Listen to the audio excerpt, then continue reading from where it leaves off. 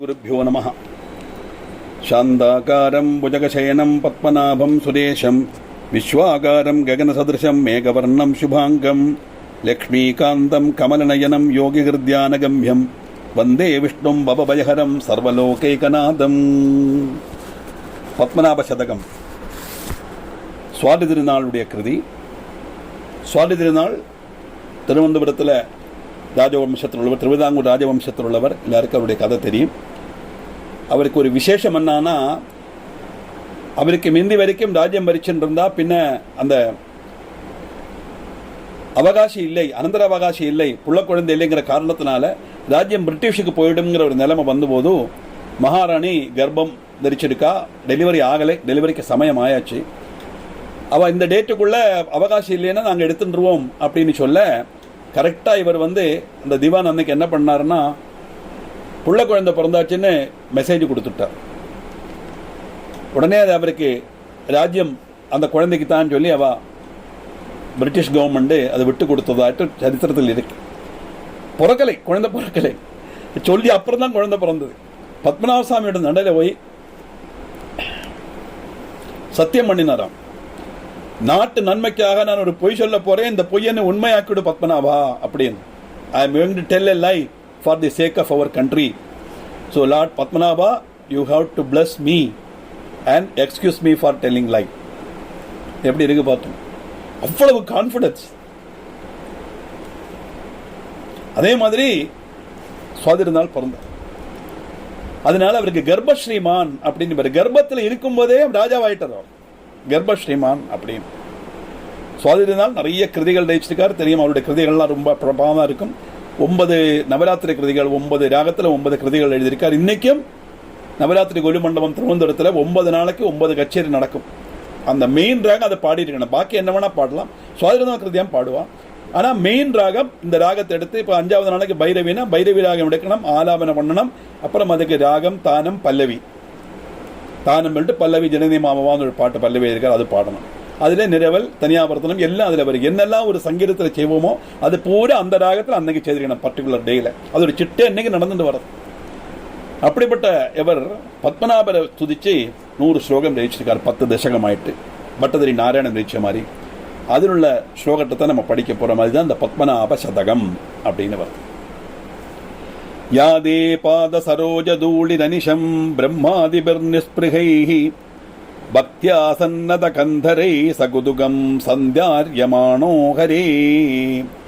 யா விஸ்வம் பிரபுநாதிஜாலமஜிராட் சம்சோஷயத்யம் ஹசா சாமாம் ஹீன குணம் புனோதி நிதராம் ஸ்ரீபத்மநாபான்வகம்.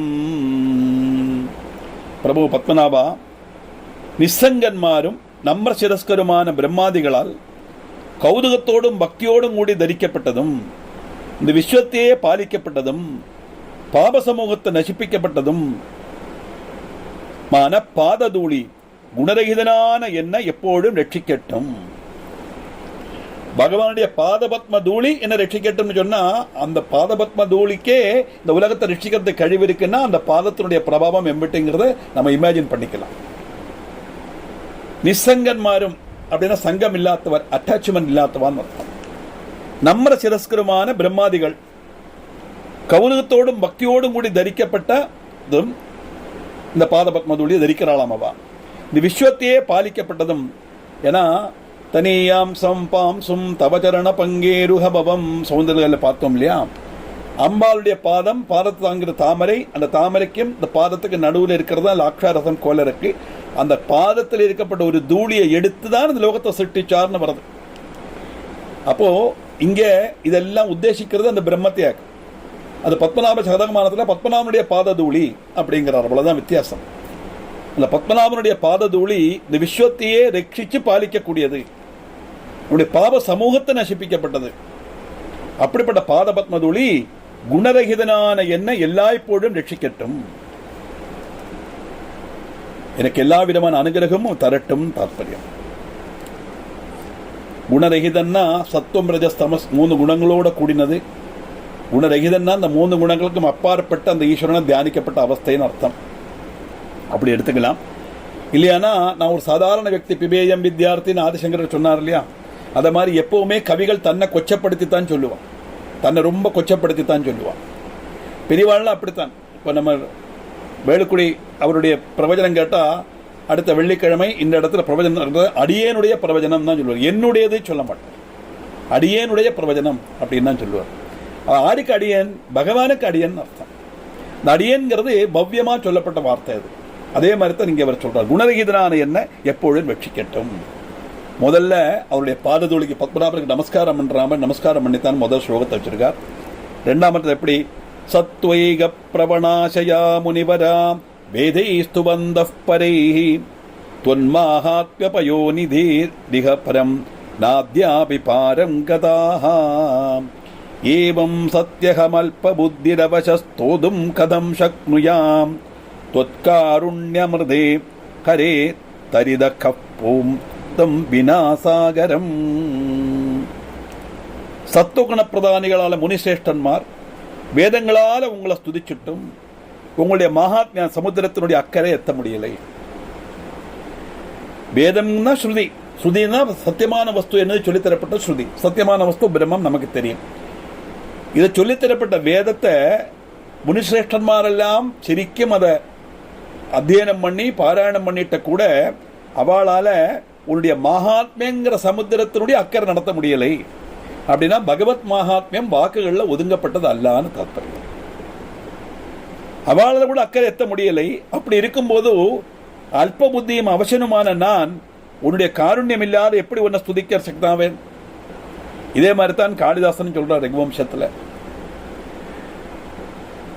அந்த சமுத்திரத்தை தடக்கிறதுக்கு நான் ஒரு தோணியை ஒரு பொங்குதடியை பிடிச்சுன்னு நான் சமுத்திரம் கடக்கிறது எப்படியோ அதை மாதிரி ரொம்ப சிரமமான காரியம் ரகுவம்சத்தினுடைய பிரபாவத்தை வர்ணிக்கிறது.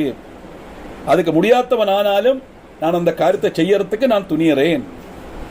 என்னுடைய புத்தி மோசத்தினால துணியறேங்கிறேன். அவளால் முடியாதுங்கிறது தெரியும், தெரிஞ்சாலும் நான் துணியறேன் அப்படிங்கிறார் காளிதாசன். அதைத்தான் இங்கேயும் சொல்றார். அப்படிப்பட்ட மகாத்மியத்தை நான் எப்படி சொல்ல முடியும்? எனக்கோ அல்ப புத்தி. ஆறு சுவாமி திருநாளுக்கு அல்ப புத்தியா? இப்படி ஒரு கிருதி எழுதப்பட்டவருக்கு எவ்வளவு கிருதி ரசிச்சார் அவர். அல்ப புத்தினா பார்க்கலாம். அதுதான் அந்த எளிமை. எல்லாம் தெரியுங்கிற பாவம் வரவே படாது. எவனுக்கு எனக்கு எல்லாம் தெரியுங்கிற பாவம் வந்ததோ அங்கே அவன் பூஜ்யம் ஆயிடுறான். வித்யா வினய சம்பன்னே. வினயம் தான் வித்யாக்கு ரொம்ப அதிகம். வித்வானுக்கு ഏറ്റവും பெருசு வினயம்தான். அப்படிப்பட்ட அல்ப புத்தியும் அவசரமான நான் உன்னுடைய காருண்யம் இல்லாத உன் எப்படி சுதிக்க சக்தனாவேன்? தோணி இல்லாத சாகரங்களுக்கு ஆரால முடியும்? ஏன் அதான் கேட்கற பாருங்க. தோணி இல்லாம சாகரத்தை கடக்க முடியுமா? தோணி உண்டானத்தான சாகரம் கடக்க முடியும். அதனால உன்னுடைய பிரபாவத்தை, உன்னுடைய மகாதிசயத்தை வர்ணிக்கப்பட்ட இது ஒரு கடல் மாதிரி உன்னுடைய மகாதிசயம். அதை வர்ணிக்கிறதுக்கு தோணியா இருக்கக்கூடியது உன்னுடைய அனுகிரகம் அப்படின்னு தாத்பரியம். சுருக்கம் சொல்லப்போனா, ஏ பிரபு, முனிமாராலும் வர்ணிக்க முடியாத உன்னுடைய பிரபாவத்தை அல்ப புத்தியான வர்ணிக்கிறதுக்கு தொடங்க போறேன். அதுக்கு நீ என்ன அனுகிரகம் பண்ண, உன்னுடைய அனுகிரகம் உண்டானத்தான் அதை வர்ணிக்க முடியும் அப்படிங்கிற சாதாரண சொல்லுவோமே. எந்த ஒரு கிருதி படிக்கணுமானாலும் அந்த பகவானுடைய அனுகிரகம் உண்டானத்தான் அதை படிக்க முடியும், அதை தொட முடியும். இல்லைன்னா முடியாது. எவ்வளவு சிரமிச்சாலும் முடியாது. பகவத் அனுகிரகம் உள்ளவாளால் மட்டும்தான் பகவத் பிரபாவத்தை மனசிலாக்கவும் சொல்லவும் கேட்கவும் முடியும். அதுக்கு பாக்கியம் வைக்கணும், கொடுத்து வைக்கணும் சொல்றாள். என்னத்தை கொடுத்து வைக்கணும்? புண்ணை எது வைக்கணும்? கொடுத்து வைக்கணும் தான் நம்ம ஆச்சாரியங்கிட்ட கொண்டு கொடுத்து வைக்கிறது அல்ல தாற்பயம். அதுக்குள்ள பாக்கியம் நமக்கு இருக்கணும். அந்த பாக்கியம் கிடைக்கணும்னா புண்ணிய கர்மம் செய்யணும் தாற்பயம். அதனால பிரபு, உன்னுடைய அந்த காரியம் இருக்கே, தோணி இல்லாம எப்படி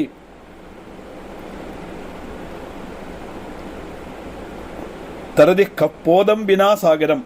போதம்னா தோணி, போதம் வினாசாகரம். போதம் இல்லாம, தோணி இல்லாம எப்படி சாகரத்தை தரணம் செய்ய முடியாதோ அதே மாதிரி உன்னுடைய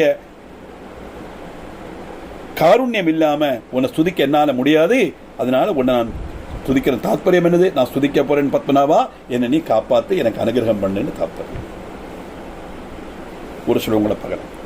தஸ்மா சிந்தி மதீய மோகமகிலம் சம்சார பந்தாவகம் பக்திம் त्वत्पदयोर्दिशस्थिरधरां सर्वापदुन्मूलिनीं वाणीं त्वद्गुणवर्णने पडुदमां विद्वज्जनाह्लादिनीं देहि त्वत्पदसेवकायननु मे कारुण्यवारान्निधे.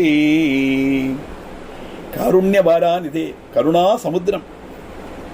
ये करुणानिधे சம்சார பந்தத்துக்கு காரணபூதமான சகல மோகங்களையும் நீ அகற்றணும். சம்சார பந்தத்துக்கு காரணமான சகல மோகங்கள் என்னவாக்கும்? நான் என்னுடையதுங்கிற எண்ணம், அட்டாச்மெண்ட் அர்த்தம். எவ்வளவு தூரம் நம்ம லௌகீகத்தில் அட்டாச் ஆகிறோமோ அவ்வளவு தூரம் ஆத்மீகத்தில் நம்ம டிட்டாச் ஆகிடுவோம். அதனால இது டிஸ்டன்ஸ் வச்சுங்கோ. இதோட சென்டர் தான் நம்ம இப்போ இருக்கோம். நம்ம ரெண்டும் பார்க்குறோம் இல்லையா?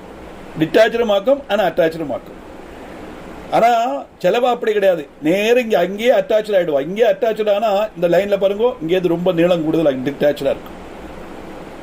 எவ்வளவு தூரத்துக்கு இந்த அட்டாச்மெண்ட் குறையிறதோ அப்போ இந்த நீளம் மாறி, அந்த டிஸ்டன்ஸ் மாறி இங்கே டிட்டாச்சில் அட்டாச்சாக மாறுற சமயத்தில் அவனுக்கு மோட்சம் கிடைக்கும் தான். அதான் பசுபதி. பசுக்களுடைய மனசிலிருந்து அந்த பாசத்தை நீக்கி தனக்குள்ள ஆள்கொள்றார் பரமேஸ்வரன். அவருக்கு பசுபதினு பேர். பசுவுக்கும் பதிக்கும் நடுவில் தான் பாசம், அதுதான் அட்டாச்மெண்ட். அந்த சகல மோகங்களையும் அகற்றணும். சம்சார பந்தத்திலேருந்து எனக்கு கரகேற்றமானா என்னுடைய மோகங்கள் எல்லாம் அயக்கணும். அதுலேருந்து தெரியாது பாருங்க, மோகம் அகற்றாத்தான் அந்த முக்தி கிடைக்குன்னா மோகக்ஷயம் மோட்சம். அல்லாமல் பாக்கி என்ன பண்ணினாலும் மோட்சம் கிடைச்சிடாது. அப்படி ஈஸியாக பண்ணுறதுனால கிடைக்காது, பண்ணுறதுனால மட்டும் கிடைக்காது. மனசிலிருந்து மோகம் இல்லாமல் ஆனால்தான் கிடைக்கும். அந்த மோகத்தை அகற்றணும் கருணாநிதி. அதனால உடைய பாதங்கள் எனக்கு ஸ்திரபக்தி அருளினானும் திருடபக்தி சித்தியர்த்தம் அப்படின்னு தான் ஆசீர்வாதம் பண்ணுவா, சங்கல்பம் பண்ணுவா. பரமேஸ்வர சரணாய பிருந்தையோகோ திருடபக்தி சித்திஷ்ட புயாரதி பவந்தோ மகாந்தோனு கிருந்தந்து ததாத்தூன்னு மற்ற பிராமணர்லாம் சொல்லுவாள் நம்ம ஆசீர்வாதம் பண்ணுற சமயத்தில். ஸ்திரபக்தினா என்ன அர்த்தம்? என்னைக்கும் ஒரே சமயத்தில் கொஞ்சம் கூட மாறாமல் நம்பிக்கையோட விசுவாசத்தோட பூர்ண மனசோட என்னைக்கும் அந்த பக்தி இருக்கணும் தான். இல்லாமல் அவசியம் மரத்துக்கு மாத்திரம் போய் பகவானை கும்பிடப்படாது. காரியம் கழிஞ்சா பகவானை மறந்து விடுறது, அது படாது. என்னைக்குமே அந்த பக்தி இருக்கணும், ஸ்திர பக்தி இருக்கணும். அந்த பக்தி எனக்கு நீ அனுகிரகம் பண்ணணும் பிரபு. உன்னுடைய குணங்கள் வர்ணிக்கிறதுல சமர்த்தவும் வித்வஜனங்கள் ஆகலாகலம் பகரம் மட்டும் அதை வாணியே உன்னுடைய பாத சேவனான எனக்கு நீ தரணும். ஏகினாலும் நீ போய் ரெக்கமெண்ட் பண்ணுங்கிறார். சரஸ்வதி தேவிட்ட சொல்லி அந்த சரஸ்வதி தேவி எனக்கு நீ அனுகிரகத்தை எனக்கு வாங்கித்தா. எதுக்கு வாங்கி தரணும் தெரியுமா? உன்னுடைய பிரபாவத்தை வர்ணிக்கும் மனம். அதனால திஜனங்களுக்கு வித்வஜனங்களுக்கு ஆஹ்லாதம் பகரணும். ஜனங்களுக்கெல்லாம் ஆஹ்லாதம் கிடைக்கணும். இந்த வாணிம் தொத்குண வர்ணனே படுதமாம் வித்வஜனாஹ்லாதினி. அதனால தேகி தொத் பாத சேவகாஜனுமே காருண்ய வாரானிதே. காருண்ய வாரானிதே, நீ உன்னுடைய அனுகிரகத்தினால சரஸ்வதேவியோட கடாட்சம் எனக்கு கிடைக்கிற மாதிரி நீ செய்யணும், அனுகிரகம் பண்ணணும். அப்படி செய்தா அது உன்னுடைய பிரபாவத்தை வர்ணிக்கவும் ஜனங்களுக்கு ஆஹ்லாதம் பகரப்பட்டதுமான அந்த ஸ்லோகத்தை நிர்மிக்கிறதுக்கு எனக்கு நீ அனுகிரகம் பண்ணணும்னாக்கும் நான் பிரார்த்தனை பண்றாரு.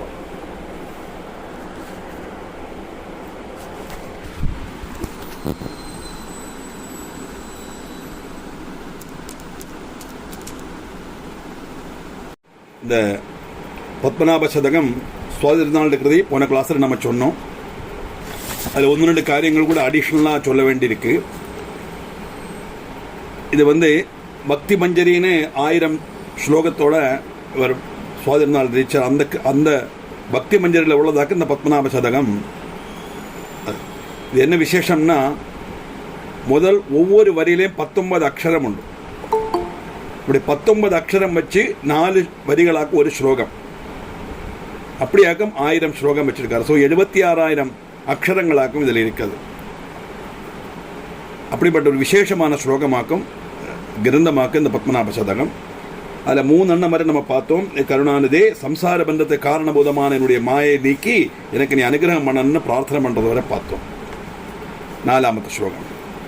ஏனேதம் புவனம் ததம் சொபலதோ யஸ்யாக்ஞயோத்யேத்தஹ நாதோ வாத்யநிலோ தகத்யபிஷிகிஸ் சர்வேபி யன்னிர்மிதாஹ யஸ்சேதம் சகலம் ஜகத் ஸ்வஜடரே தத்தேதகல்பாவதௌ தத்தாத்ருக் விபவே த்வயி பிரமுதிதே கிம் வா துராபம் நிருணாம்.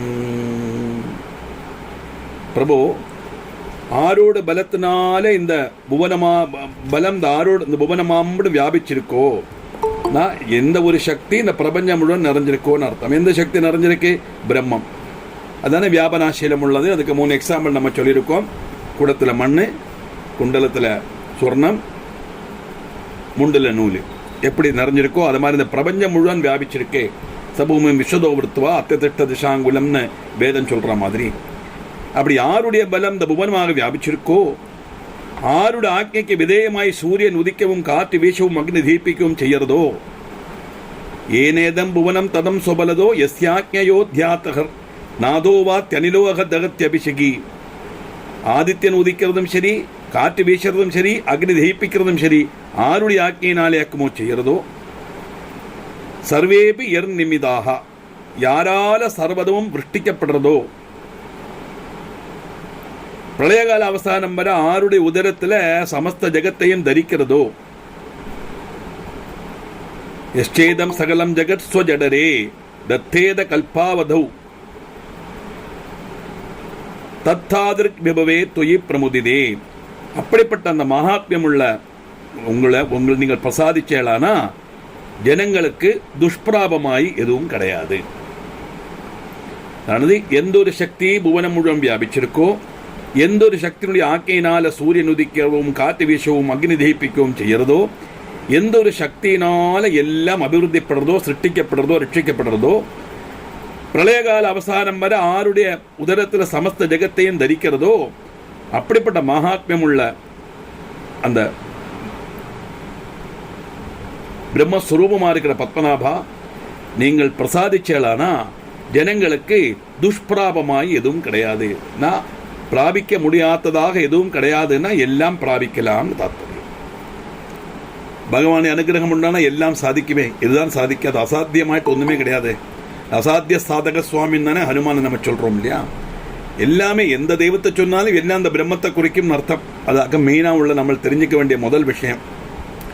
அதனால அந்த கிரந்தங்கள் தம்மில் ஒரு வித்தியாசம் இருக்கு. இந்த ஒரு தொந்த பாவம் நமக்கு வர வேண்டாம், துவைத பாவம் வர வேண்டாம். எல்லாம் ஒன்று தான், பிரம்மம் ஒன்று தான். அதை பல ரீதியில் பிரகிருத்திக்கிறதுக்காக நம்ம பல பேரில் சொல்கிறோம், அவ்வளவுதான். அப்படிப்பட்ட பத்மநாபா நான் உன்னை ஸ்தோத்திரம் பண்ணுறேன். ஜனங்களுடைய துஷ்பிராபமாயிட்டு எதுவுமே கிடையாது. உன்னுடைய அனுகிரகம் இருந்தா அப்படின்னா உன்னுடைய அனுகிரகத்தினால நான் தொடங்கின இந்த பெரிய ஒரு சம்பிரம்பம், சமுத்திரத்தோட அக்கறை காண முடியாத ஒரு காரியமாக சமுத்திரத்தில் அக்கறை காணத்துக்காக எப்படி தோணியில் நம்ம ஏறி போடுறதுக்கு ட்ரை பண்ணுவோமோ அதே மாதிரி நான் சிரமிக்கிறேன். எனக்கு நீ அனுகிரகம் பண்ணணும். போன சமுத்திரம் அப்படித்தானே சொன்னார். அதுக்குள்ள வாக் சாமர்த்தியம் எனக்கு தரணும் சொன்னார் இல்லையா. அதே மாதிரி அப்புறமும் பக்தானாம் அகிலேப்சிதார்த்த கணனே பத்தோத்யமஸ்துவம் ஹரே நித்யம் கல்விதி போத்துமஸ்தி பகுஷோ தேவ பிரமாணம் மமா நோ சேத் வியாசவசஸ்தவைவ வசனம் வேதோபகீதம் வச்சோ ஆரத்யா ஜனவாதவத் பதபவேன் மித்யா ரமாவல்லபா. ரமானா மகாலட்சுமி, ரமாவல்லபா லக்ஷ்மிகாந்தா அப்படின்னு கூப்பிடுறார். அதாவது நம்ம குழந்தைகளை எப்படி நிறைய கொஞ்சுவோமோ பல பேரில் சொல்லுவோமோ அதே மாதிரி பகவானை பல நாமாவில் கூப்பிட்டு சம்போதனை பண்ணுறது இந்த கவிகளுடைய ஒரு சந்தோஷம். அது நமக்கே பாருங்களேன், சும்மா எப்பவும் பத்மநாபன் ரமாவல்லபா பத்மநாபா ஜெகத் பிரபு கருணாநிதி இப்படிலாம் சொல்லும்போது ஒவ்வொரு பதம் சொல்லும்போதும் அந்த பதத்தினுடைய தாற்பயத்தை தெரிஞ்சு நம்ம அந்த பகவான் அந்த அளவுக்கு நம்ம இன்டிமசி வந்து விடுறது தாற்பயம். அவ்வளவு சந்தோஷம் மனசை கிடைக்கிறது. அதனால ரமாவல்லபா பக்தானா மகிலேப்சிதார்த்த கடனே. உங்களுடைய பக்தன்மார் இருக்காளே அவ என்னெல்லாம் ஆகிரகிக்கிறாளோ அதெல்லாம் சாதிச்சு கொடுக்கிற காரியத்தில் நீ ஸ்ரத்தாலு வாக்குங்கிறதுக்கு நிறைய தெளிவுகள் இருக்கு. போத்தியமஸ்துவம் எப்படி பக்த ஜனங்கள் எதை ஆகிரகிச்சாலும் அதில் நீ சாதிச்சு கொடுப்பாய் அப்படிங்கிறதுக்கு நிறைய எக்ஸாம்பிள் இருக்கு. அப்படி இல்லைன்னா என்ன ஆகும்? நோச்சேத் வியாச வஜஸ்தவைவ வஜனம் வேதோபகீதம் வஜோ ஹாரதா தத்யாஜனவாதவத் பதபவன் வித்யா ரமாவல்லபா. அப்படி அல்ல, ஆனா நீ சாதிச்சு பக்தருடைய அனுகிரகத்தை சாதிச்சு கொடுக்கலே வச்சுக்கோ. வியாசனுடைய வாக்கு, உங்களுடைய அருளிப்பாடு, வேதங்களை சொல்கிற வஜனங்கள் எல்லாம் வீதியில் ஜனங்கள் சம்சாரிக்கப்பட்ட வாக்கு போல மித்தியாய பவிச்சிருமே அப்படின்னு சொன்னா ஜனங்கள் நடக்காத காரியத்தை இஷ்டம் போல எதை வேணா பேசுவார். நான் அதை மாதிரி எல்லாம் வியாசனுடைய வாக்கு, அதை மாதிரி எல்லாம் வேதத்தினுடைய வாக்கு, அதை மாதிரி எல்லாம் பகவானுடைய அனுகிரகம். அதனால உன்னுடைய அனுகிரகம் பக்தனுடைய அபிஷ்டத்தை சாதிச்சு கொடுக்கறதாக அல்லாம வந்ததுன்னா, சாதிச்சு கொடுக்க முடியலன்னா இது தெருவில் ஆளுகள் பேசுற பேச்சு மாதிரி ஆயிடுமே அப்படின்னா அந்த மாதிரி அல்ல. பக்தருடைய அபீஷ்டங்கள் எல்லாம் சாதிச்சு கொடுக்கக்கூடியது பகவத் அனுகிரகம் அப்படின்னு அர்த்தம். எப்படி வியாசனுடைய வாக்கு மாதிரியும் வேதத்தில் உள்ள சொல்லிட விஷயங்களும் ஸ்துதிக்கப்பட்டது மாதிரியும் பகவானுடைய அருளிப்பாடு மாதிரியும் அது சத்தியம்தான், என்னைக்கும் அது பலிக்கத்தான் செய்யும் அப்படின்னு தாழ்ப்பணும். அப்படிப்பட்ட ரமா வல்லபா உன்னை நான் ஸ்தோத்திரம் பண்றேன். அதனால உன்னுடைய அனுகிரகம் உண்டானா நிச்சயம் எது வேணா நடக்கும், அசாத்தியமா எதுவும் கிடையாதுன்னு தாற்பயம். இப்போ என்னவாக்கி இவருடைய ஆகிரகம், நான் ஒரு பக்தன் தானே, முதல்ல சொல்லிட்டானே, குணஹீனன், ஒண்ணுமே தெரியாது, ஒரு குணமும் இல்லாதவன், வெறும் சீரோ அப்படிங்கிறார். அப்படிப்பட்ட எனக்கு நீ அனுகிரகம் பண்ணணும் அப்படின்னு சொல்றார் இல்லையா. அனுகிரகம் பண்ணணும் அப்படின்னு சொல்றது எதுக்காக அனுகிரகம் கேட்கிறார்? இந்த பத்மநாபரை பற்றி பிரகீர்த்திச்சு ஸ்லோகம் எழுதுறதுக்கு. அதுதான் அவருடைய அபீஷ்டம், அது சாதிச்சு தரணுங்கிறது தான் அந்த ஸ்லோகத்தினுடைய அர்த்தம். அதுக்கு நிறைய எக்ஸாம்பிள் உண்டுன்னு சொன்னார் இல்லையா, ஒருபாடு எக்ஸாம்பிள் உண்டுன்னு சொன்னார் இல்லையா. அந்த எக்ஸாம்பிள் என்னதுங்கிறதா இனியுள்ள ஸ்லோகத்தில் வர்ணிக்கிறார். அதானது பக்தர்களுடைய ஆக்கிரம் சாதிச்சு கொடுக்குற காரியத்தில் நீங்கள் ஸ்ரத்தாலுங்கிறதுக்கு நிறைய தெளிவுண்டுன்னு சொன்னார். அந்த தெளிவு என்னெல்லாம்?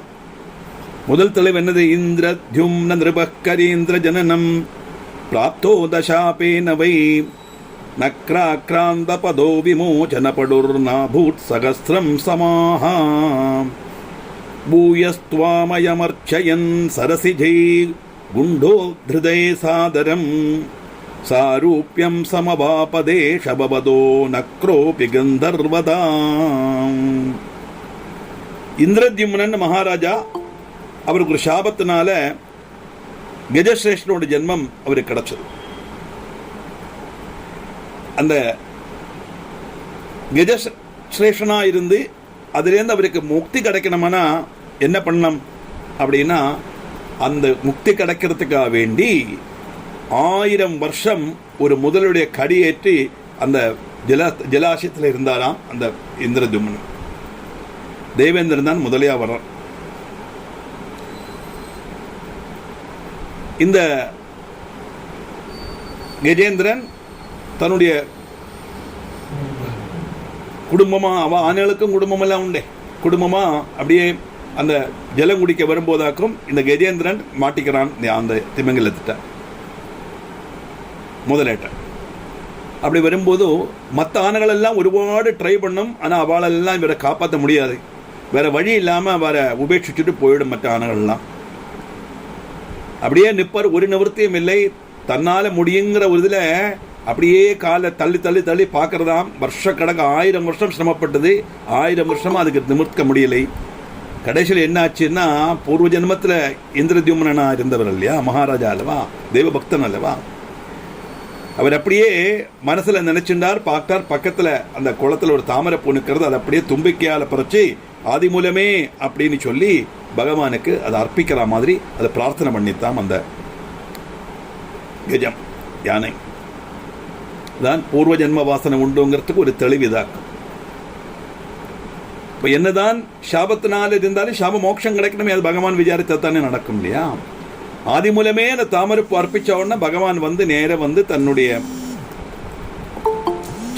சக்கராயுதத்தினால அந்த முதலிய வதம் பண்ணி அவர் கஜேந்திரனுக்கு மோட்சத்தை கொடுத்தார் அப்படின்னு வரும்.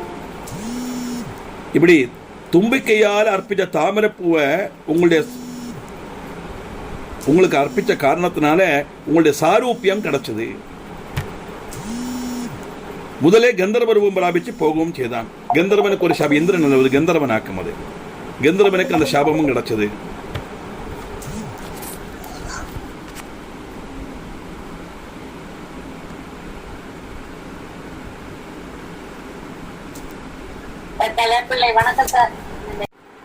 இந்த காரணத்தினால என்னத்தினால இந்த 1000 வருஷம் வரைக்கும் இந்த கஜேந்திரனுக்கு பகவான் மோட்சம் கொடுக்கலை இல்லையா. இந்த 1000 வருஷம் வரைக்கும் இந்த கஜேந்திரன் வந்து ஆதி மூலமேனு கூப்பிடவே இல்லை, பகவானை பற்றி நினைக்கவே இல்லை.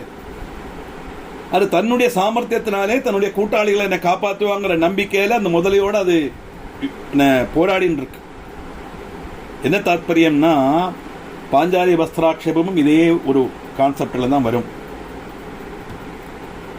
பகவான் கிருஷ்ணா கிருஷ்ணா கிருஷ்ணான்னு கத்துறா பாஞ்சாலி. எப்படி ஒரு கையால தன் மடிக்குத்த பிடிச்சுன்னு இன்னொரு கையை உசத்தி கூப்பிட்டுறான், பகவான் வரல. அதே சமயம் வேற வழி இல்லாம அந்த சிச்சுவேஷனையே மறந்து 2 கையை மேல கொடுத்து ஏ கிருஷ்ணா அப்படின்னு இருக்கும்போது பகவான் வந்து அனுகிரகம் பண்ணினார்னு வருது. அப்ப கேட்கறாளாம், இவ்வளவு நாளியா நான் கத்துறேன், எங்க போயிருந்தாய்? நான் நீ இப்ப தானே என்ன கூப்பிட்டாய், இதுவரைக்கும் நீ கத்தின்னு இருந்திருப்பாய், எனக்கு கேட்காது. என்ன தாத்பரியம்னா, அந்யதா சரணம் நாஸ்தி துமேவ சரணம் மமா தஸ்மாத் காருண்ய பாவேனா ரக்ஷ ரக்ஷ மகேஸ்வரா ரக்ஷ ரக்ஷ ரகுநாயகா. எந்த இஷ்ட தெய்வத்தை வேணா சொல்லலாம். நம்ம ஹிந்து மதத்தில் சொன்ன தெய்வத்தை சொல்லலாம், புதுசாக வந்த மனுஷ தெய்வங்கள் எல்லாம் சொல்லப்படாது.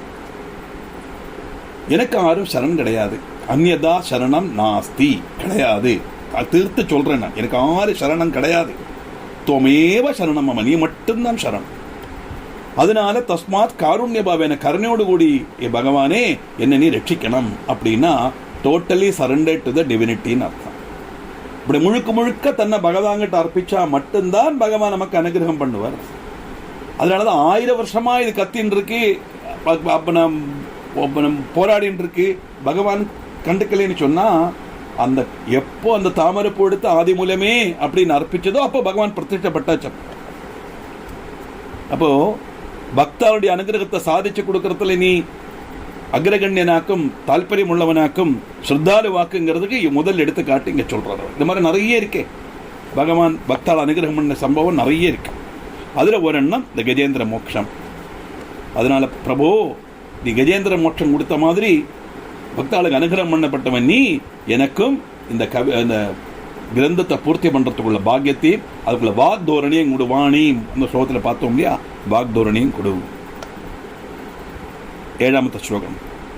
பாபக் கேஜிதஜாமிளாக்கியதரணி தேவோபசத் சந்ததம் ஸ்வைரிண்யா சஹ காமமோகிதமதித்வாம் விஸ்மரன் முக்திதம் அந்தே சாஹ்வயதீஷ பீதஹிருதயோ நாராயணேத்யாத்மஜம் நீதஸ்ஸோ பிபவத் படைஸ்தவபதம் சம்ருத்யயாம்யான் படான். அஜாமிள உபாக்கியானம் நாராயணன் பாகவதெல்லாம் படிச்சிருக்கப்பட்டவர்களுக்கெல்லாம் தெரியும். நல்ல விஷ்ணு பக்தன் தான் அவர். அப்படியே இருந்து நல்ல பக்தியில் இருந்து தர்மிஷ்ணா நல்ல அழகா இருந்தவர். அப்படி இருக்கும்போது ஒரு நாளைக்கு சந்தர்ப்பவசால் ஒரு வேஷியை பார்க்கறதுக்கு இடையாச்சு. அப்படி அவளுடைய அழகுல மழங்கி அவர் அவளோட வாழத் தொடங்கிட்டார். அந்த மாதிரி வரும்போது மனசில் உள்ள எண்ணம் பூரா அந்த லௌகிகமான இச்சையிலேன் காமத்தில் இருந்த காரணத்தினால பகவத் ஸ்மரணை அவருக்கு போயிடுச்சு. ஸ்வைரிண்யாசா காமமோகிதமித்வாம் துவாம் விஸ்மரன் முக்திதம். உங்களை விஸ்மரித்தானா மறந்து போறது, பகவானை பற்றி நினைக்க நேரமில்லை. சதா சர்வ நாழி அவளுடைய அந்த காமினியுடைய அழகையும் வர்ணிச்சு அவளோடைய ரவிச்சு அப்படியே ஜீவிச்சிருந்து நிறைய குழந்தை குட்டிகளையும் பெற்றுண்டார். ஆனா அந்த ஒரு ஸ்திதிக்கு வரத்துக்கு முந்தி பக்தனா இருந்தார் இல்லையா, அந்த பக்தி மனசுல இருந்ததுனால அந்த ஒரு குழந்தை கடைசி குழந்தைக்கு நாராயணான்னு பேரு போட்டிருந்தார். அப்படி இருக்கும்போது எவ்வளவுதான் நல்லவனா இருந்தாலும் சரி கெட்டவனா இருந்தாலும் சரி, ஜென்மம்னா ஜன்னத்தையும் மரணத்தையும் குறிக்கும். எதெல்லாம் ஜனிச்சதோ அதெல்லாம் மரணப்பட்டுதான் ஆகணும். ஜனன மரணங்கிறது இந்த நம்ம இதுல 2 ஒரு நாணயத்துடைய வசம் மாதிரி தொந்தங்கள் சொல்லுவான். ஜனனம் உண்டானா மரணம் உண்டு, சுகம் உண்டானா துக்கம் உண்டு, ஏற்றம் உண்டானா இறக்கம் உண்டு, நீளம் உண்டானா குறுகை உண்டு. எல்லாமே 2மே சேர்ந்துதான் வரும், ஒன்று தனியா வராது. அந்த காரணத்தினால அஜாமிளன் மரண தருவாயில் ஆயாச்சு. அந்தே சாஹ்வயதீஷ பீதஹிருதயோ, மரணம் வந்தா உடனே எல்லாருக்கும் மரணத்தை கண்டா பயம்தானே இல்லையா. அந்த சமயத்துல யமதூதெல்லாம் வந்து சொல்லுவாளாம், இடி வெட்டு குத்து இவனை கொண்டு தூக்கு அடி இதெல்லாம் சொல்றோம். அதெல்லாம் நம்ம இதுல பார்த்தோம் ஸ்லோகங்கள்ல. அந்த காரணத்தினால பயம் வந்துடுத்து. அந்த பயத்தினால என்னன்னா இவருக்கு பகவானை பத்தி நினைப்பே கிடையாது. பகவான நினைப்பு அம்போன்னு போயாச்சு. என்ன பண்றார், கடைசியில் இந்த குழந்தையோட ஞாபகம் வந்து நாராயணா அப்படின்னு கூப்பிட்டாராம். பீதஹிருதயோ நாராயணே தியாத்மஜம், ஆத்மஜம்னா பிள்ளை, தன்னோட பிள்ளையோட பேரை நாராயணா அப்படின்னு கூப்பிட, நாராயணான்னு கூப்பிட்டானா பகவான் என்ன நினைச்சார்னா, என்ன கூப்பிட்டுட்டான்டா அஜாமிளன் அப்படின்னு சொல்லி நேர விஷ்ணு பக்தால் வந்து அவரை அழைச்சிட்டு அவருக்கு மோட்சத்தை கொடுத்தான்னு வருது. நீரசோபிய பவத் படை ஸ்தபபதம் சம்ருத்திய யாம்யான் படான். எல்லா விஷ்ணு பக்தர்களும் விஷ்ணு தூதர்களும் வந்தாலாம், அப்படியே அவரை அஜாமலனை கூட்டு போயிட்டார். அந்த சமயத்தில் நாராயணா சொல்லிட்டார் இல்லையா. அதனாலதான் மலையாளத்தில் சொல்லுவா, அந்தே நாராயண ஸ்மிருதி சாத்தியமாமோ கண்டம் கபாதிகள் கொண்டு வலைஞ்சிடும்போல். மரண சமயத்தில் கபம் வந்து நிறைஞ்சிரும், நமக்கு பேச்சு வராது. அதனால நாராயணான்னு கூப்பிட முடியாது. அந்த காரணத்தினால என்ன பண்ணோம்னா, எப்போ நமக்கு ஆரோக்கியம் இருக்கோ அப்பவே பகவான் நாமாவை சொல்லிகிட்டே இருக்கணுமா. அதெல்லாம் நம்ம ரிசர்வ் பண்ணி வச்சுப்பறான் பகவான். கடைசி காலத்தில் சொல்ல முடியாட்டா கூட மனசுல அந்த ஸ்மிருதி, அந்த ஓரமா வரணும், அப்பத்தான் அது கிடைக்கும். இவருக்கு நாராயணான்னு கூப்பிடணும்னு தோணித்தே, நாராயணான்னு கூப்பிட்டார்.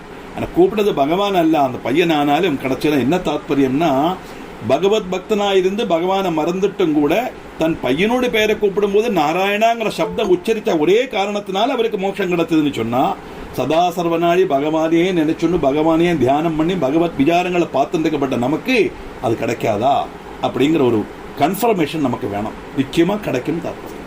அதுக்கு தான் இந்த கதைகள் எல்லாம். அதைத்தான் பக்தனுடைய அபீஷ்டத்தை நீ பூர்த்தி பண்ணுவாங்கிறதுக்கு உதாரணங்களில் சொல்லும் போது இந்த அஜாமல உபாக்கியானத்தை அங்கே சொல்றான். இது மாதிரி நிறைய கதைகள் வரும், பகவத் கதைகள்லாம் இல்லை, பக்தன்மாருக்கெல்லாம் வரும். ஏதோ ரொம்ப எவ்வளவு மோசமான நிலைமையில இருந்தவாளுக்கு கூட பகவான் அனுகிரகம் பண்றார் சொன்னா, சதா பக்தனா இருந்து அவருடைய பாதார விண்டத்தை சேவித்து அவருடைய ஸ்லோகத்தை சொல்லிண்டு அவருடைய நினைப்பில் இருக்கப்பட்ட நமக்கு நிச்சயம் பகவான் அனுகிரகம் பண்ணுவார்னு தாற்பயம். கொஞ்சம் கூட அது டவுட் வேண்டாம். அடுத்த ஸ்லோகம் பார்ப்போம். நான் நேரத்தை சொன்ன பாஞ்சாலியோட கதை தான் அங்கே வருது. பாஞ்சாலீம் நிருபசன்னிதௌ கலமதிர் துஷாசன புஷ்பிணீம் ஆகர்ஷிகுரேண தீனவதனாம். அங்க சிகுரேஷுன்னு வந்தது, சிகுரேனா தான் வர்ணம், திருதீய விபக்தி வர்ணம். அவங்க அனத் சிகுரேண ஆகர்ஷிகுரேண தீனவதனாம் வாசமாக்ஷிப்தவான் யாவத் சா புவனேகபந்துமவசா சஸ்மாரலஜ்ஜாகுலாம் क्रोशन्दी वृदनोः पडौघममलं सत्यास्त्वनन्दं हरे. மகாபாரதத்தில் சூதுகளில் நடக்கிறது. சூதுகளில் எல்லாத்தையும் இழந்து விடுறார் யுதிஷ்டிரன். கடைசியில் ஒன்றும் இல்லைன்னா தன் மனைவியை பணயம் வைக்கிறார். மனைவியை பணயம் வச்சு இழந்த உடனே அந்த துஷாசனை கூப்பிட்டு போய் அவளை இழுத்துட்டு வா அப்படிங்கிறார். அந்த சமயத்தில் சதஸுக்கு வர முடியாத நிலைமையில யாக்கும் இருக்கா. ஏன்னா அவள் ரஜசூலியா இருக்கா, வீட்டில் இல்லை. அப்படி இருந்தும் கூட அவளை தலைமுடியை பிடிச்சு இழுத்துன்னு வரான் துஷாசனம்.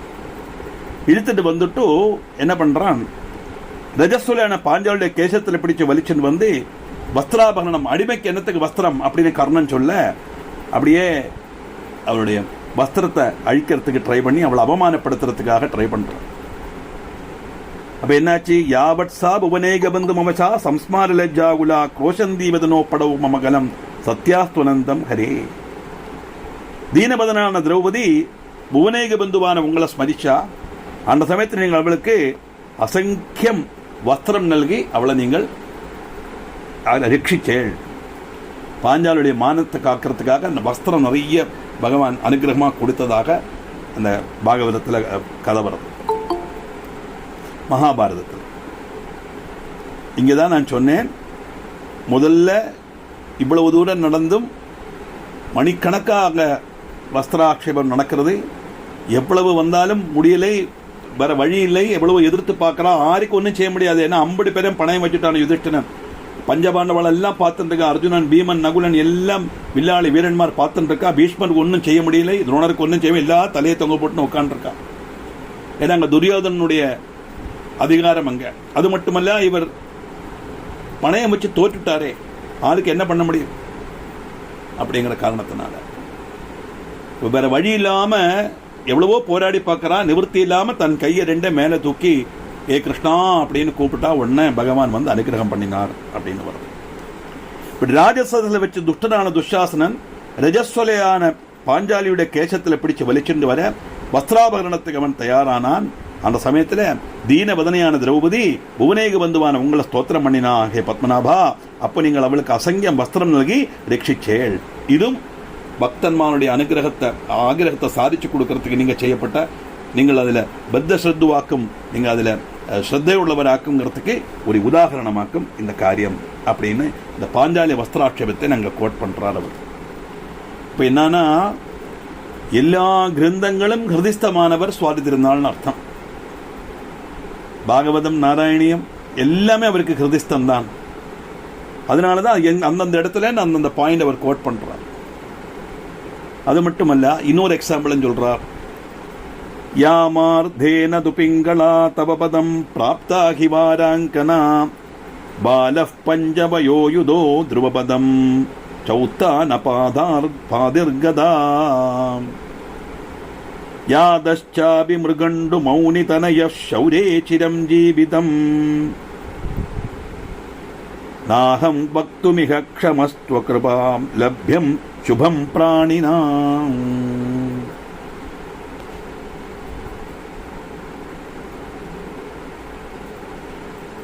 பிங்களைன்னு ஒரு ஸ்திரீ, அவள் விலைமாது வேஷ்யாவிரத்தி பண்ணிட்டு இருந்தா.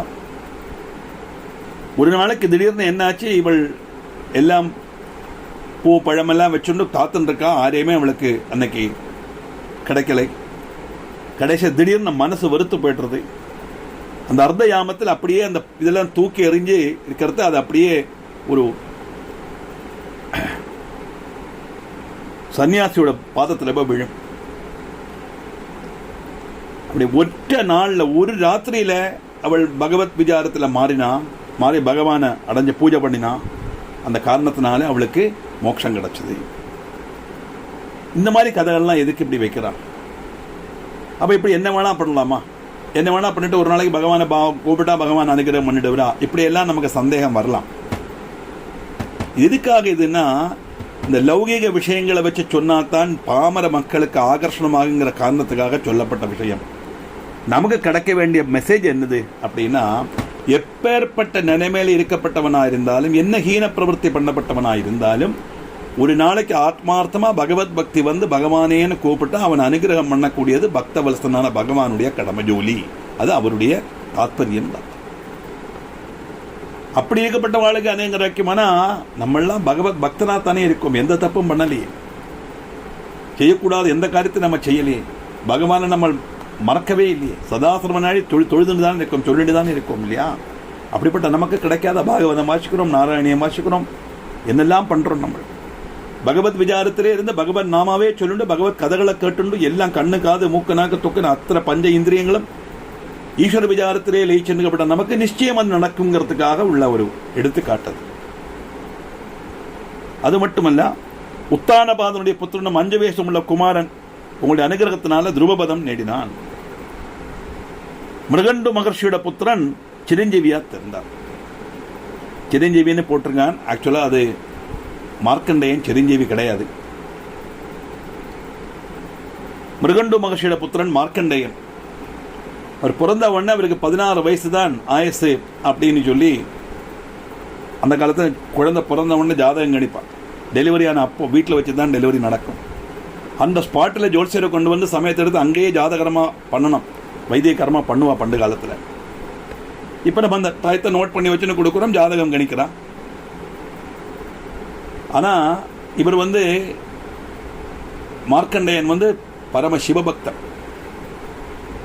பாருங்க, பத்மநாபர ஸ்தோத்திரம் பண்ணும்போது பகவத் அனுகிரகம் பக்தாளுக்கு அனுகிரகம் பண்றதுல உன்னுடைய ஸ்ரத்தை எப்படிங்கிறத எடுத்து காட்டுறதுக்கு எக்ஸாம்பிள் சொல்றேங்கும் போது அங்க சிவபுராணத்துள்ள கதைகளையும் கூட சொல்றாரு. இங்கதான் சிவ வைஷ்ணவ சைவ வைஷ்ணவ பேதம் இல்லைங்கிறது தெரியறது.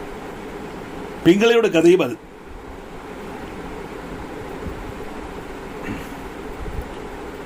பதினாறு வயசு திகஞ்சர் அன்னைக்கு காலம்பர நேர பது போல போனா அந்த சிவலிங்கத்தை கட்டுப்பிடிச்சுட்டு இருந்தான் மார்க்கண்டேயன்.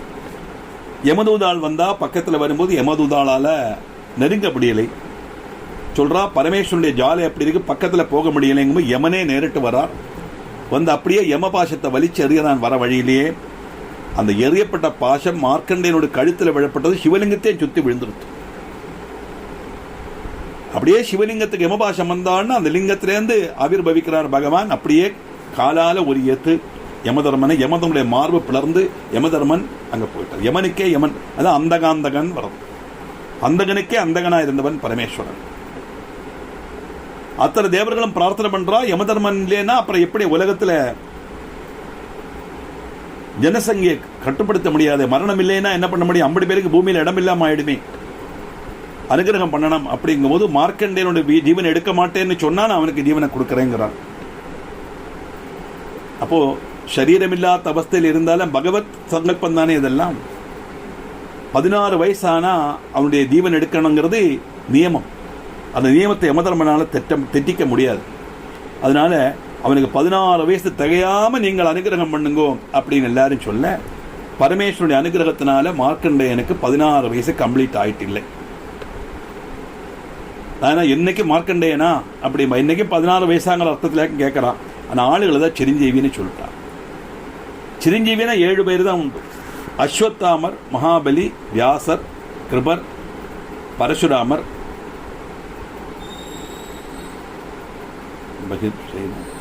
பரசுராமர்.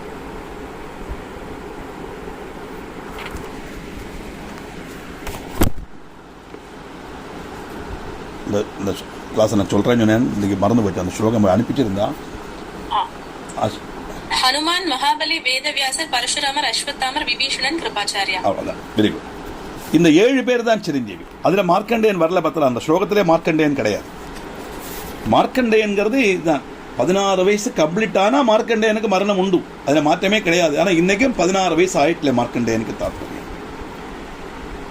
அப்போ அப்படி மிருகண்டு மகர்ஷியுடைய புத்திரன் மார்க்கண்டேயன் பரம சிவபக்தனா இருந்தவனுக்கு அவனுக்கு அனுகிரகம் பண்ணினா. இதெல்லாம் பகவத் பக்தவல்சலனான பகவானுடைய பக்தர்களுடைய அபீஷ்டத்தை சாதிச்சு கொடுக்கக்கூடிய அந்த ஸ்ரத்தை இருக்கே, அந்த ஸ்ரத்தாலு எந்த அளவுக்கு பகவான் ஸ்ரத்தாலுங்கிறது நமக்கு தெரியணுங்கிறதுக்காக கொடுக்கப்பட்ட எக்ஸாம்பிள் ஆக்கும். அப்படிப்பட்ட பத்மநாபா ஒரு நாள் ஸ்தோத்திரம் பண்றேன். உங்களுடைய கிருபையினால பிராணிகளுக்கு லபியமாகப்பட்ட மங்களை பற்றி நான் சொல்லறதுக்கு சமர்த்தன் அல்ல. எவ்வளவோ இருக்கு. பகவானுடைய கிருபை என்னான்னு வர்ணிக்கிறதுக்கு என்னால முடியாது அப்படிங்கிற. அதனால சாதிசேகர பிபேயம் வித்யார்த்தி தானே சௌந்தர்யங்களை சொன்னார். நான் ஒரு குழந்தை, ஒரு வித்யார்த்தி, படிச்சு நிற்கிற பையன். நான் எப்படி உன்னுடைய எது சொல்ல முடியும்? கடைசி ஸ்லோகத்தில் சொல்றாரு இல்லையா, பிரதீபஜ்வாலாபிஹி திவசகர நீராஜன விதிஹி அப்படின்னு சொல்றாரு. சூரியனுக்கு நேர டார்ச் அடிச்சு கரதீபம் அடிச்சா எப்படி இருக்குமோ, சந்திரனுடைய நிலாவிடத்து சந்திரனுக்கு அர்க்கியம் பண்ணா எப்படி இருக்குமோ, சமுத்திர ஜலம் நீராவியாய் மேலே பொங்கி அது மழையா கீழே பதிக்கும் போது அந்த மழை வெள்ளத்தை நான் சமுத்திரத்துக்கே தர்ப்பணம் பண்றேன் அப்படின்னு சொன்னா எப்படி இருக்குமோ, அத மாதிரி இருக்கு மகாதேவி. உன்னுடைய காருண்யத்தினால நீ தந்த வாக்தோரணியினால உன்னை ஸ்தோத்திரம் பண்ணி ஸ்துதிச்சு உனக்கே சமர்ப்பிக்கிறேன் அப்படின்னு 100வது ஸ்லோகம் வருது. ஏன்னா ஆறாலே முடியாது. மனோவாச்சாம கோச்சரம் இவ்வளவுதான் சொல்ல முடியாது. இப்படி நிறைய உதாரணம் சொன்னேன். இந்த உதாரணம் எல்லாம் சொல்ற மாதிரி இன்னும் நிறைய இருக்கு. உன்னுடைய பிரபையினால உன்னுடைய கிருபையினால பிராணிகளுக்கு நீ செய்த மங்களங்களை பற்றி சொல்லறதுக்கு நான் சமர்த்தன் அல்ல. அதனால உன்னுடைய வாக்தோரணிய உன்னுடைய பிரபாவத்தை வர்ணிக்கிற வாக்தோரணியை எனக்கு நீ அனுகிரகமா கொடுக்கணும். இதான் முதல் ஸ்லோகத்திலே பிரார்த்தனை பண்றாங்க. ஏன்னா ஏவம் பக்த ஜனௌக கல்பகதரும் தம் துவாம் பஜந்தக்ஷணம் பாபிஷ்டா அபிமுக்தி மார்கமமலம் கேகே நயாதோ விபோ தத்வம் மாமபி தாவகீன சரணே பக்தம் விதாயானதம் ஸ்யானந்தூரபுரேஷ பாலயமுதா தாபான் மமாபாகுரு. பக்த ஜனங்களுக்கு கல்பவருஷம் போலேயாகும் பத்மநாபா. உங்களை பஜிக்கப்பட்டவன் கல்பவருஷம்னு தேவலோகத்தில் ஒரு விருட்சம். அது என்ன கேட்டாலும் அதை கொடுக்கும். அந்த கல்பவருஷத்தால கொடுக்க முடியாததாயிட்டு எதுவும் கிடையாதுன்னு தாத்பரியம். அப்படி யார் எதை கேட்டாலும் கொடுக்கப்பட்டது, எது மனசுல கொடுக்கப்பட்டது கல்பவருஷம்னா, அதே மாதிரி பக்தன்மார் எதை கேட்டாலும் இது தோதும் வாஞ்சன் கதேது பவானி துவம் இது யகான்னு தானே சௌந்தர்யில பார்த்தோம் இல்லையா. பிரபு உன்னுடைய பக்தன் தாசன் நான், உன்னுடைய பக்தன் உன்னுடைய கருணாமயமான திருஷ்டி என் மேல பதிக்கணும்னு அம்பாள்கிட்ட சொன்ன மனசுல சங்கல்பிச்சுண்டு அப்ப முன்னக்க போய் பவானி துவம்னு சொன்ன அப்புறம் அம்மா உன்னுடைய சொல்லறதுக்கு முந்தைய அனுகிரகம் பண்ணிடுறாளாம் தேவி.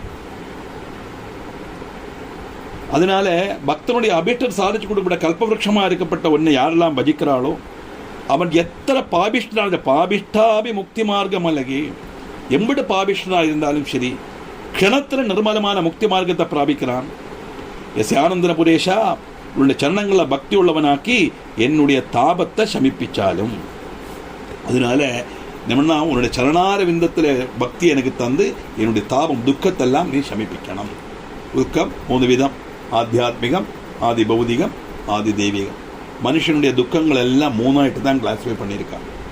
அடுத்த நம்ம சங்கல்பம் பண்ணதும் ஆத்தியாத்மிக, ஆதி பௌதிக, ஆதி தெய்வீக, தாபத்ரய நிவர்த்தி துவாரா அப்படின்னு சங்கல்பம் பண்ணுறோம். தாபத்ரயாகிருதம் சமாகலாதன சந்திரிகாய நமகான்னு லலிதா சகஸ்ரநாமத்தில் தான் சொல்லிருக்கோம். தாபத்ரயாகினி 3 தாபம். ஆத்தியாத்மிகன்னா நமக்குள்ளே இருக்கப்பட்டது, எங்கே போனாலும் நம்ம கூட இருக்கும். நோய் நொடியினாலேயோ உடம்புல வரப்பட்ட கஷ்டத்தினாலேயோ சில மன கஷ்டங்கள் மாற்றி வைக்கவே முடியாது. எங்கே போனாலும் நம்ம கூட சிரித்து பேசுவோம், எல்லாத்தையும் என்ஜாய் பண்ணிப்போம், எல்லாம் டான்ஸ் ஆடுவோம், பாட்டு போடுவோம். இருந்தாலும் மனசுக்குள்ள அந்த துக்கம் உறுத்தின்றே இருக்கும். அது ஆத்தியாத்மிகம், விட்டு பிரியாத்தது. ஆதி பௌதிகம்னா வெளியில் உள்ள வஸ்துக்கள்லேருந்து நமக்கு கிடைக்கப்பட்டது. துஷ்ட ஜந்துக்கள்லேருந்தோ, இழ ஜந்துக்கள்லேருந்தோ, கள்ளன்மார்கிட்டேருந்தோ, அல்ல சத்ருக்கள்கிட்டேருந்தோ, இல்லை நேபர்ஸ்கிட்டேருந்தோ, ஈவன் ஃபார் ரிலேட்டிவ்ஸ்டேருந்தோ கூட வெளியிலேருந்து வரப்பட்ட துக்கங்கள், அது ஆதி பௌதிகம். ஆதி தெய்வீகம்னா நேச்சுரல் கலாமிட்டி. தெய்வ கோபம்னு சொல்லுவோம், அப்படி நம்பாதுங்கோ. தெய்வ கோபங்கிறது ஒன்று கிடையாது. தெய்வ கோபம்னு யாராவது சொன்னால் அவளுக்கு தெய்வத்தை பற்றி ஒன்றுமே தெரியாதுன்னு அர்த்தம். எனக்கெல்லாம் தெரியுங்கிற அர்த்தத்தில் சொல்லலை. தெய்வ கோபங்கிறது தெய்வத்துடைய சொல்லலாங்கிறது எனக்கு நல்லா தெரியும். அந்த ஒரு அர்த்தத்தில் சொல்லலாம். தெய்வத்தை கோபிக்கெல்லாம் தெரியாது. சர்வக்கியத்துவம், சர்வ நியாமகத்துவம், பரம காருணிகத்துவம், இப்படித்தான் பகவத் ஸ்வரூபத்தை வர்ணிக்கிறாள் வழிய ஒரு இடத்துல கூட கோபம் சொல்லவே. அப்போ பின்னத்துக்கு பகவான் நமஸ்தே ருத்ரம் அந்நியபதோ தேசவே நமஹா சொல்கிறோமே, பரமேஸ்வரா உன்னுடைய கோபத்துக்கு நமஸ்காரம்னு ஏன் சொல்கிறோம் அப்படின்னா, அங்கே ரௌத்ரம்னு வரப்பட்டது துஷ்ட சக்திகளுக்கு எதிர் கண்ணுக்கு தெரியப்பட்ட ரௌத்ரம். நமக்கு கிடையாது. பகவானுக்கு ரௌத்ரம் எல்லாம் கிடையாது. துஷ்ட சக்திகளை இல்லாமாக்கும் போது துஷ்ட சக்தியோட கண்ணுக்கு அது ரௌத்ரமாக தோணும், கோபமாக தோணும். அவ்வளோதான். அதனால உன்னுடைய சரணார விந்தத்தில் பக்தி உள்ளவனாக்கி மாற்றி அந்த பக்தியினால எனக்கு உள்ள தாபத்தை நீ இல்லாமாக்கி தரணும். அதுதான் அசுராவர்த்திகளாக இருக்கப்பட்டவனை கூட என்னவாக்கும், கண் மாத்திரையே பார்வையினால் ஜெயிப்பிக்கலாம் இல்லையா? மகிஷாசுரனுடைய கண் பார்வையினாலே ஜெயிப்பிக்கலாமே. அப்படியோட மகிஷாசுரனை கூட நீ பந்தம் பண்ணாமைக்கு உன் ஆயுதத்தினால அவனுடைய சரீரத்தில் அந்த ஆயுதத்தை பிரயோகம் பண்ணி சரீரத்தை சுத்த சரீரியா மாற்றி அவனுடைய பாபத்தை நீக்கி அவனுக்கு மோட்சத்தை கொடுத்திய தேவி. உன்னுடைய பிரபாவத்தை எப்படி வர்ணிக்கிறதுனா தேவி மகாத்மியத்தில் நம்ம பார்த்தோம் ஸ்துதியில். அதனால பகவத் அனுகிரகம்தான் அவளுக்கு அது அனுகிரகமாக்கு, நிகிரகம் அல்ல, அனுகிரகமாக்கும். அப்போ துஷ்டன்மாருக்கே அனுகிரகம்னா நம்மளை மாதிரி பக்தர்மாருக்கெல்லாம் நிச்சயம் அனுகிரகம் கிடைக்குங்கிறது தான் இதில் நம்ம தெரிஞ்சுக்க வேண்டிய மெசேஜ் தாற்பயம். அப்படிப்பட்ட பத்மநாபர ஸ்தோத்திரம் பண்ணி உன்னுடைய பிரபாவத்தை வர்ணிக்கிறதுக்கு என்னால் முடியாது, அது ரொம்ப கஷ்டமான காரியம்தான். இருந்தாலும் ஏதோ என்னுடைய ஆகிரகத்துக்காக நான் செய்ய போறேன் பத்மநாபா, என்னை அனுகிரகம் பண்ணு அப்படின்னு சொல்லி பிரார்த்தனை பண்ணி உன்னுடைய பக்தன்மாருடைய ஆகிரகத்தை சாதிச்சு கொடுக்கறதுக்கு நீ எவ்வளவு தூரம் ஸ்ரத்தைங்கிறதுக்குள்ள உதாரணங்கள் எல்லாம் அங்கே சொல்லி பகவானை பிரார்த்தனை பண்ணி முதல் தசகத்தை முடிக்கிறார் சுவாதினால். 2வது தசகம் என்னங்கிறத பார்க்கலாம்.